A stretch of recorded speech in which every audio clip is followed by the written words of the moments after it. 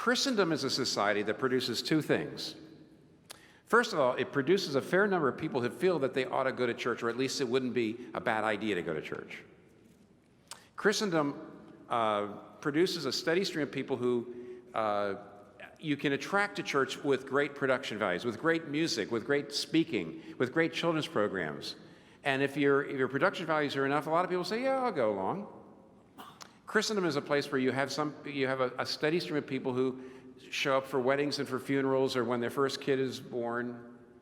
Christendom actually produces a certain number of people who feel like I ought to go to church. And one of the reasons why so many of our churches are declining is they have no other way of getting people except waiting for people to show up.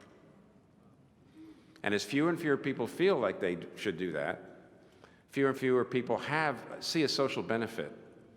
And nobody almost anymore experiences social pressure to go to church. That's one part of Christendom that is going away. It's going away very slowly. When I say 30 years, it's still going away slowly, but it's going away.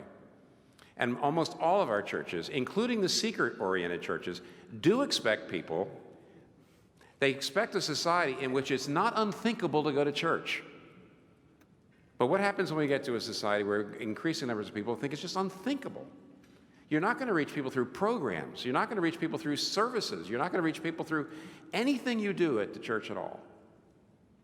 In other words, evangelism up until now in America has always been a process by which you connected the dots, the religious dots.